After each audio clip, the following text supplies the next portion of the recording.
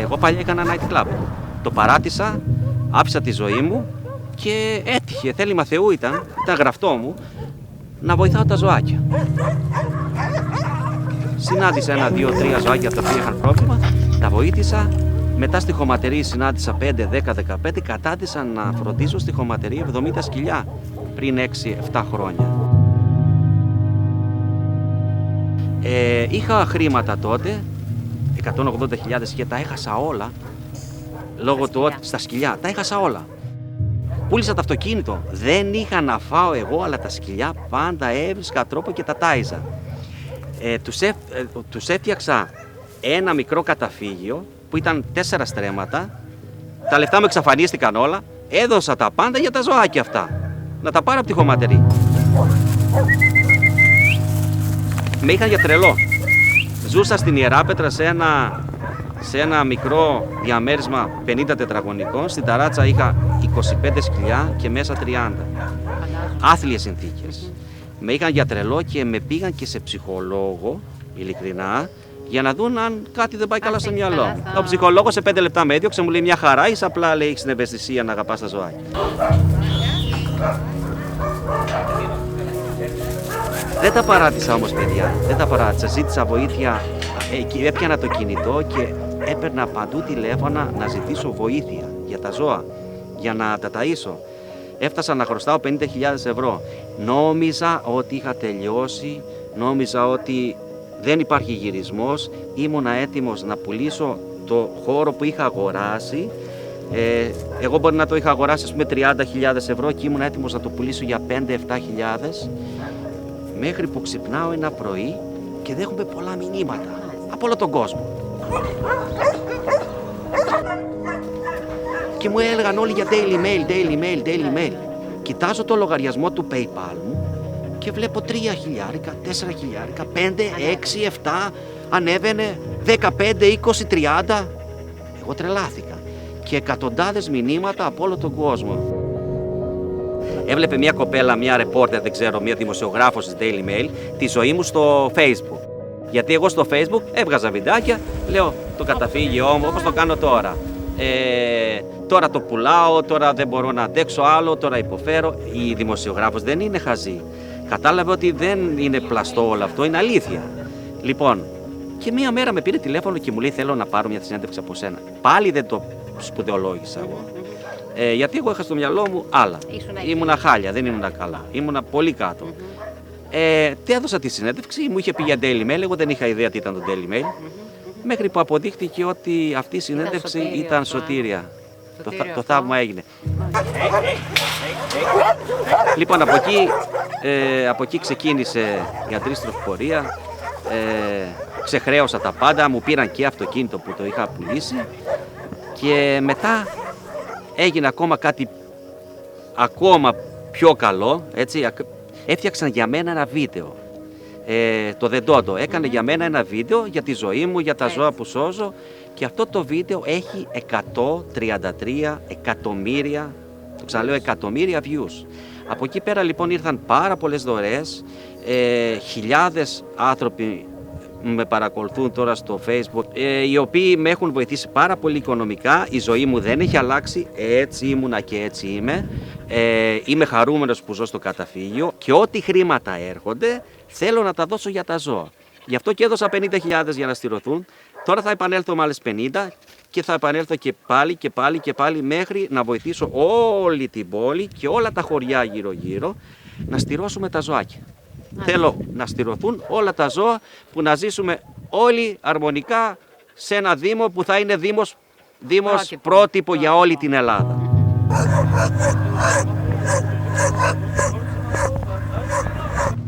Αυτό που έκανα για μένα ήταν, επειδή ζούσα σε ένα κοντέινερ απέναντι και ζούσα σε ένα κοντέινερ 18 τετραγωνικών σε 40 βαθμούς Κελσίου το καλοκαίρι και παγωνιά το χειμώνα, χωρίς ρεύμα, έφτιαξα αυτό το ξενώνα, που για μένα είναι ένας χώρος ξεκούρασης που μπορώ να παίρνω δυνάμεις. Ξεκουράζομαι, αλλά το θέμα είναι ότι όταν το ξεκίνησα, έφτιαξα το ξενώνα, δεν ήθελα να βάλω μέσα πολλά σκυλάκια. Όταν όμως ήταν έτοιμο το σπίτι και μπήκα μέσα, κοιμήθηκα σε ένα δωμάτιο χωρίς σκυλάκι και ένιωσα κατάθλιψη. Και ενοχές φαντάζομαι. Ναι, ένιωσα άσχημα. Ένιωσα άσχημα, άβολα, και τώρα μέσα στο ξενώνα υπάρχουν γύρω στα 30 σκυλιά.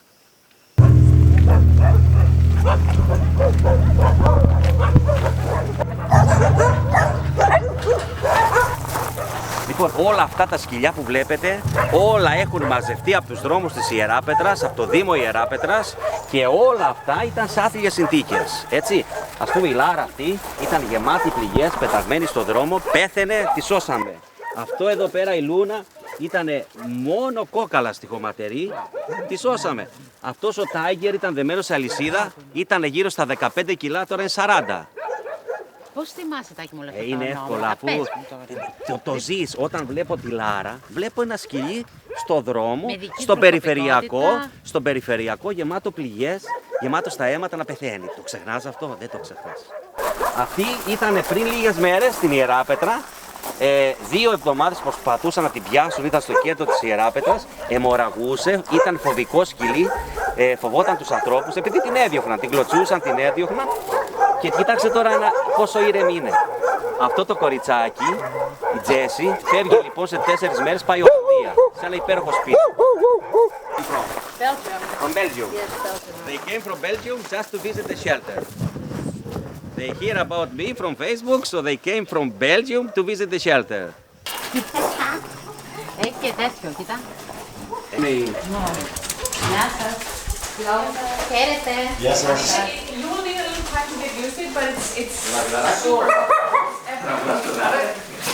Εδώ πέρα ζούμε. Είναι ο ξενώνας που ζω εγώ προσωπικά μαζί με εθελοντές που έρχονται από όλο τον κόσμο.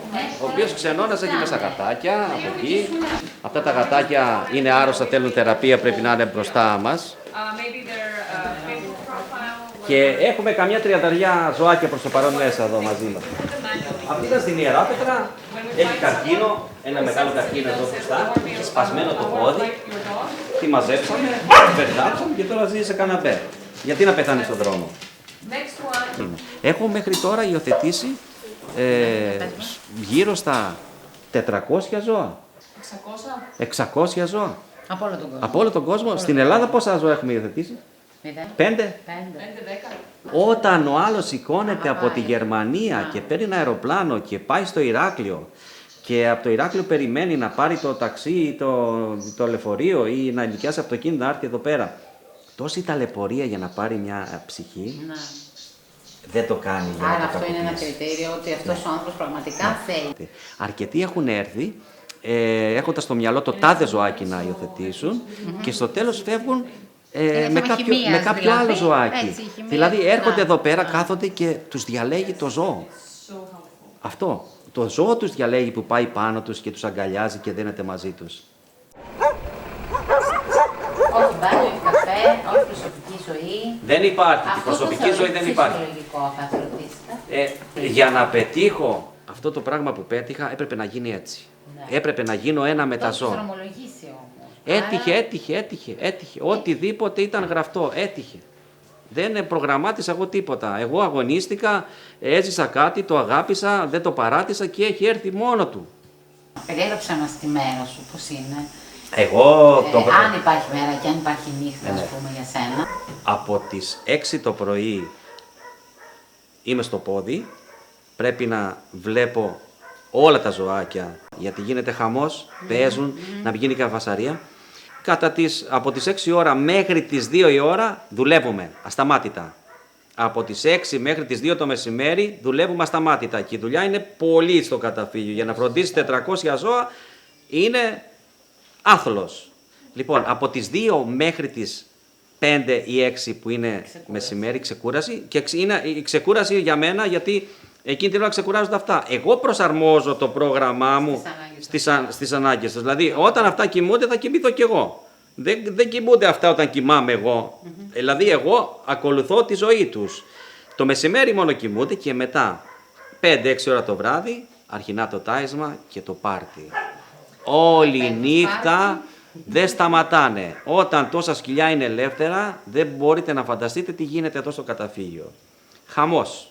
Και πρέπει να είμαι σε ετοιμότητα, όπως είναι οι πιλότοι σε κάθε χώρα έτοιμοι να επέμβουν αν γίνει κάτι, έτσι πρέπει να είμαι και εγώ σε ετοιμότητα. Έχω τους φακούς δίπλα στην πόρτα, το σορτσάκι δίπλα στο κρεβάτι να είμαι σε ετοιμότητα. Πρέπει να τρέξω και γρήγορα αν γίνει κάτι.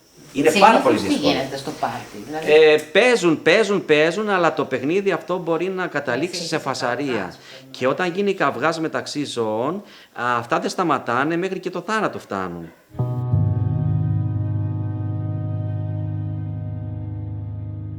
Εγώ γνώρισα χιλιάδες ανθρώπους, η δουλειά μου ήταν αυτή. Να συναστραφώ με κόσμο. Κουράστηκα, με κούρασαν. Δηλαδή όταν ήθελαν κάτι ήμουνα καλός. Όταν μπορείς να δώσεις κάτι στον άνθρωπο, όταν θέλει να πάρει κάτι από σένα και του το δώσεις, είσαι καλός. Όταν δίνεις είσαι καλός. Όταν όμως σταματήσεις να δίνεις, τότε δεν είσαι καλός απέναντί του. Βοήθησε κάποιον άνθρωπο. Οι ανθρώπινες σχέσεις, Λιστάκη μου, ότι δεν είναι έτσι όπως θα έπρεπε, δεν είναι αληθινές. Εγώ θυμάμαι παλιά. Κοιτάξτε, υπάρχει και μια κατάπτωση στην κοινωνία. Υπάρχει. Εγώ θυμάμαι μικρός όταν ήμουνα που γεννήθηκα στο Ορεινό. Θυμάμαι. Και εκεί πέρα το χωριό όλο ήταν αγαπημένο, ενωμένοι. Θυμάμαι απόκριες και από γειτονιά σε γειτονιά, από σπίτι σε σπίτι, γλεντούσαν όλοι μαζί και ο ένας ζούσε δίπλα στον άλλον, φτιάχνανε τα γλυκά, τα μοίραζε από σπίτι σε σπίτι. Πηγαίνετε τώρα εσείς σε κάποιο χωριό να το βρείτε αυτό. Για πηγαίνετε, βρείτε μου ένα χωριό τώρα. Άρα αυτό σε κούρασε όλο το ότι δεν υπάρχουν αληθινές ανθρώπινες σχέσεις να βασίζονται σε αληθινά συναισθήματα. Οπότε βρήκες και εσύ το καταφύγιο μαζί με τις ψυχούλες αυτές. Εγώ με τα ζώα ζω καλύτερα. Εγώ τώρα αν με κλείσεις σε ένα χώρο με 10 ανθρώπους μαζί, δεν θα επιβιώσω για πολύ. Δεν με νοιάζει να ζω με 400 σκυλιά και ας φωνάζουν όλη νύχτα. Αυτά δεν πρόκειται να σε πουλήσουν ποτέ. Τόσα χρόνια που ήμουνα νύχτα, δεν έχω κάνει 1-2 φίλους. Εδώ πέρασε, όσο καιρό είμαι στο καταφύγιο, αυτά τα ζωάκια δεν φεύγουν από δίπλα μου.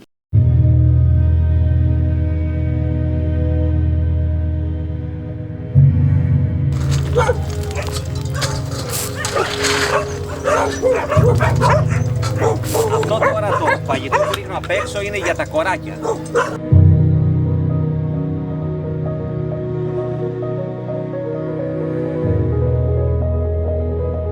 Τους άλλους άμα δεν καλά με τον εαυτό του, έτσι.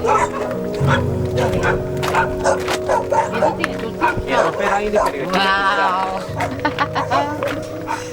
Ψινούλα. Ρούτι, πάμε, γρήγορα.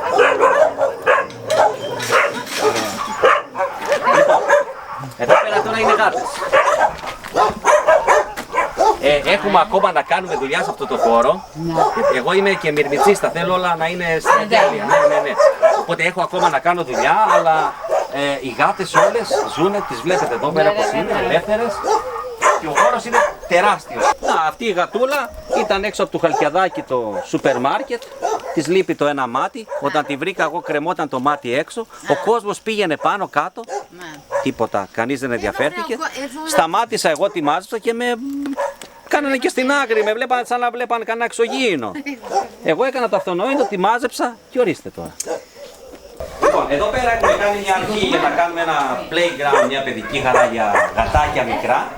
Για γατούλες που είναι χτυπημένες, άρρωστες και ζουν εδώ μέσα προστατεμένοι, έχουν και air condition. Εδώ πέρα ζούσα εγώ παλιά. Η σομπίτσα, έχω πολλές αναμνήσεις από αυτή τη σομπίτσα. Είχα ένα κρεβατάκι εδώ πέρα και είχα εδώ μέσα 18 σκυλιά στο χώρο αυτό. Είναι αυτό το κοντέινερ. Ναι, 18 σκυλιά και 12 γάτες. Εδώ μέσα σε αυτό το μικρό χώρο. Μάλιστα. Εδώ οι γατούλες όλες ξεκουράζονται. Εδώ, παντού. Ναι. Πεντακάθαρες, ήρεμες. Μάλιστα.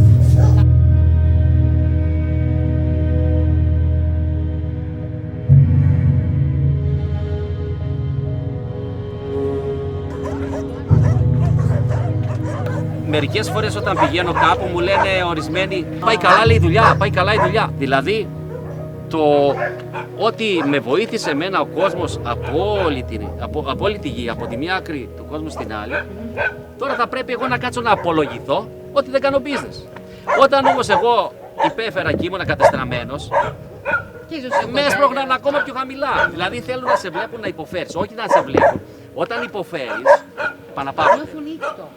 Επαναπαύονται. Τον κακομοίρη, τον Τάκη τον έφαγαν τα σκυλιά. Τώρα αυτός κάνει business. Ωραία. Πείτε ότι κάνω business. Γιατί δεν πάτε κι εσείς να κάνετε business? Αφού κι εσείς, αφού σκέφτεστε το χρήμα όλη την ώρα. Αφού για σας ο Θεός είναι το χρήμα. Για μένα ο Θεός δεν είναι το χρήμα, γιατί εγώ δεν έχω, παρόλο του ότι παίρνω τόσα χρήματα από όλο τον κόσμο, δεν έχω βρει ώρα να πάω να αγοράσω παπούτσια. Δεν με ενδιαφέρει, δεν έχω βρει ώρα εγώ. Κάθομαι εδώ πέρα και μου αρέσει, θα αγαπάω αυτό που κάνω.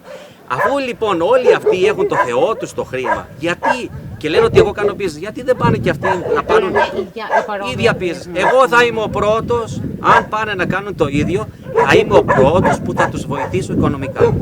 Να πάνε. Όπου και να περπατήσεις, συναντάς ανά 200 μέτρα ένα σκυλί δεμένο σε ένα βαρέλι. Αυτό είναι απαράδεκτο. Το σκυλί μένει δεμένο σε ένα βαρέλι για όλη του τη ζωή και μετά το πετάνε στα γεράματά του να πεθάνει στο δρόμο. Αυτό είναι απαράδεκτο. Τα πράγματα είναι τρία που πρέπει να προσέξουμε. Όταν υπάρξει τιμωρία, υπάρξουν στηρώσεις και παιδεία, αυτά τα τρία. Είναι απλά. Να σε ευχαριστήσουμε πάρα πολύ. Εγώ σας ευχαριστώ που ήρθατε. Ξεχάστηκα. Θα μεταδώσουμε αυτά τα μηνύματα στην τοπική κοινωνία που πρέπει να είναι περήφανη που έχει ανθρώπους σαν και εσένα, Τάκη μου, πραγματικά. Ευχαριστώ, να είστε καλά. Ευχαριστούμε.